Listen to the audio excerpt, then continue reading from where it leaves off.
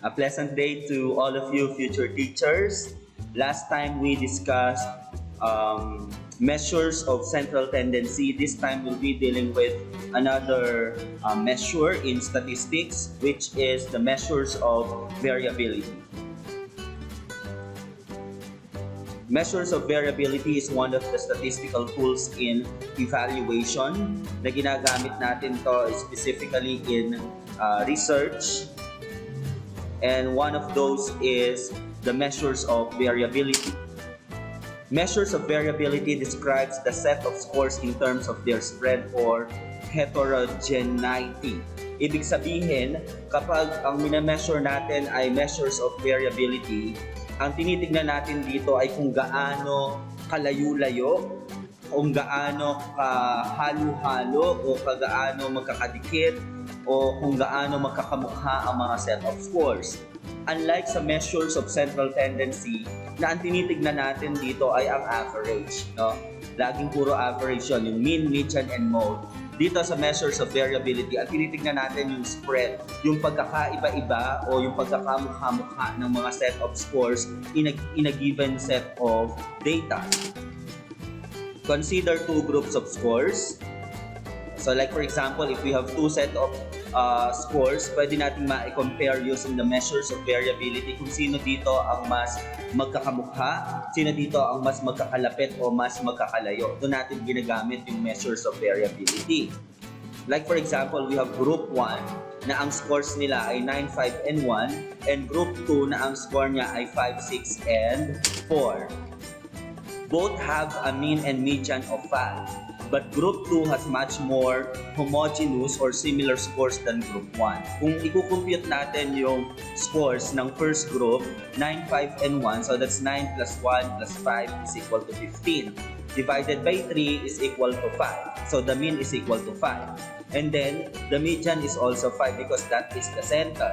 In here, we have 5, 6, and 4. If you add, then divide by 3, the answer is still 5. So the mean is equal to 5 and the median is equal to 5 also. Because if you arrange these three scores, you will have 4, 5, 6. The middle score is 5. So the median is also 5. So wala tayong pwedeng maging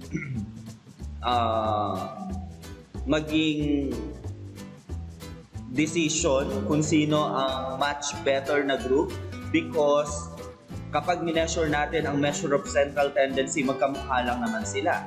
Di ba? Ang mean at saka median, magkamukha lang naman. Ang mode, wala naman ding mode. So, we move to another measure in statistics, which is the measures of variability. We compare the two groups by solving or computing measures of variability para malaman natin which group is better. So mamaya makikita natin paano kinukompute o sa anong paraan natin kinukompute ang measures of variability. Kasi sa measures of central tendency, nasosolve natin yon using the mean, median, and mode. Dito kaya sa measures of variability, ano ang ginagamit nating mga tools to solve the measures of variability? Alright.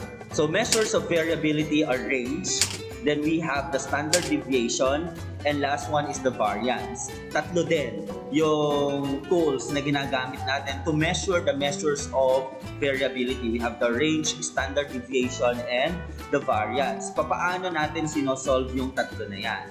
Let's start with the range. Range is the easiest measure of variability to calculate. Why? Because it is used when the measure of central tendency is the mode or nominal data or when the most frequent score is of interest or median, ordinal data, or skewed data. Actually, ang pag-solve ng range, it is simply the difference between the highest score and the lowest score. Meaning, kung kanina sa group 1, we have 9, 5, and 1. The highest score there is 9 and the lowest score is 1. To get the range of that set of data or set of scores, you just subtract 1 from 9, so you will get a value or the range which is equal to 8.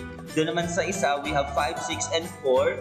So the highest score there is 6 and the lowest score is 4.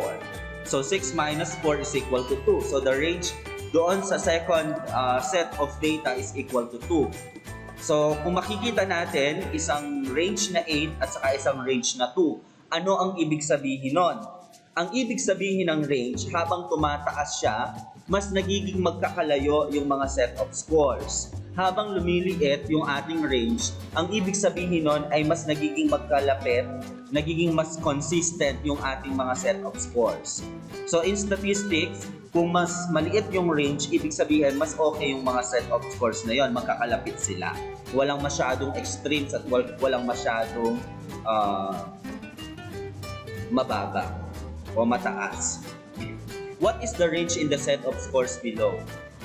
Yeah, let us have an example. Suppose that the set of scores are 7, 2, 7, 6, 5, 6, and 2.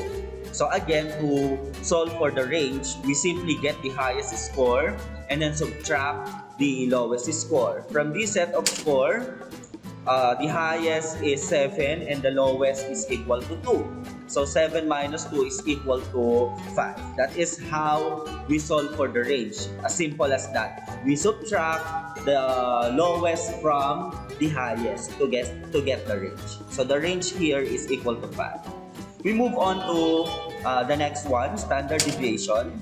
It is the measure of variability used with the mean, normally distributed interval or ratio data. It indicates the amount that all scores differ or deviate from the mean. The more the scores differ from the mean, the higher the standard deviation. Ibig sabihin, habang yung mga set of scores daw ay mas lumalayo doon sa mean, mas tumataas yung standard deviation na nakukuha natin. Kapag ganon, ibig sabihin lang nun, mas layo-layo talaga o magkakaiba yung mga set of scores na mayroon tayo. And the sum of the deviation of scores from the mean is always 0. Laging 0 yun. Sum of the deviation of scores from the mean is always equal to 0. Okay, let us have this definitional formula for standard deviation.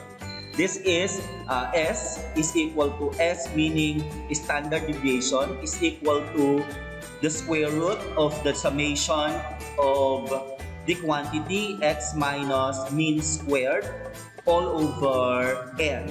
This is the formula. The first formula in solving for the standard deviation, because later on we'll be discussing another way of solving the S or standard deviation.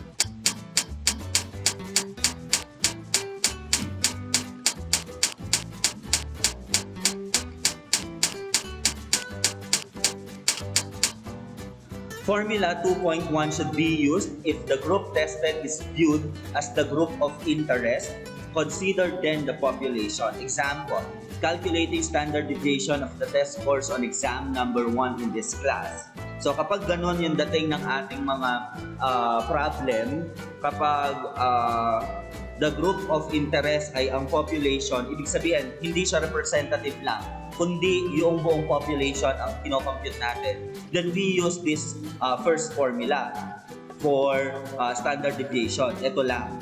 So, ibig sabihin lang nun, meron pa tayong ibang formula kapag ang kinocompute lang natin ay standard deviation ng sample at hindi ng population. Ano ang ibig sabihin ng sample? Ang sample, ito yung mga representative of the population. Kasi, especially in conducting research, hindi naman po pwede or sometimes hindi talaga po pwede na tanungin mo lahat ng mga tao sa population. Instead, kumukuha lang tayo ng representative out of that population and those are the samples. Okay. So in here, in this formula, X stands for the scores, and then bar X, this one, is the mean of scores. We know that already, how to solve for the mean. We add all the set of scores, then divide it by the total number of scores. And then N is the number of scores, and take note that many calculators use this formula. Ito yung kadalasan ginagamit ng mga calculators. But actually, it depends upon the kind of calculator. Merong mga calculator na ang ginagamit naman ay yung formula 2.2, which will be discussed later. Ayan. So this is the formula for standard deviation, the second one. as you can see, nagkaroon lang tayo ng minus 1 dito. Kasi, ang kinukompute na natin dito ay mas konti. Di ba kanina, buong population ang kinukompute natin.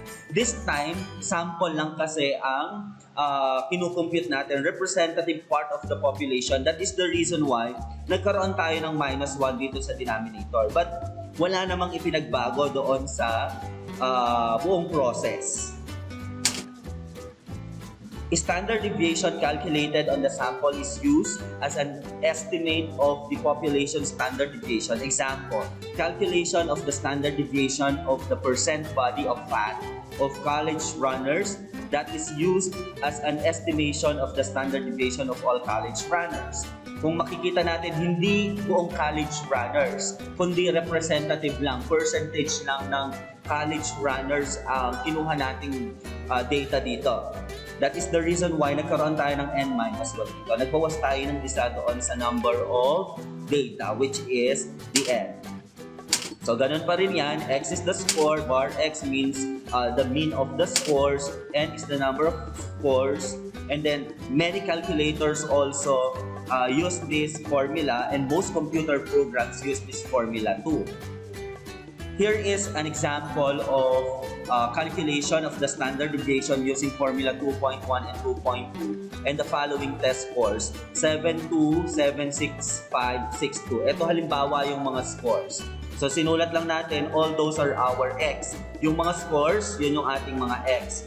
So you have 7, 2, 7, 6, 5, 6, 2. Kinuha natin yung sum ng x para saan? Para ma-solve natin yung mean. Ito yon. Sum ng x is 35 divided by how many numbers do we have? 1, 2, 3, 4, 5, 6, 7. So 35 divided by 7 equals 5. That is already our mean. The average, no?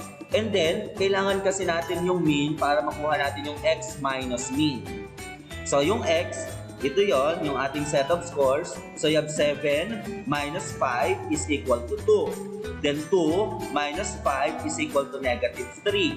7 minus 5 is equal to 2. 6 minus 5 is equal to 1. 5 minus 5 is equal to 0. 6 minus 5 is equal to 1. 2 minus 5 is equal to negative 3. Ito na yung sinasabi natin kanina na kapag in-add natin yung x minus mean, that is always equal to 0. And then, kailangan natin yung x minus mean squared. Kasi based on the formula, s is equal to the square root of the summation of x minus mean squared. So we have to get the square of all these numbers. 2 squared is equal to 4. Negative 3 squared is equal to 9. 2 squared is 4. 1 squared is 1. 0 squared is 0. 1 squared is 1. Negative 3 squared is equal to 9. Then we get the summation of the x minus mean. We add all these scores. 4 plus 9 is 13, plus 4, 17, plus 2, 19, plus 9, 28.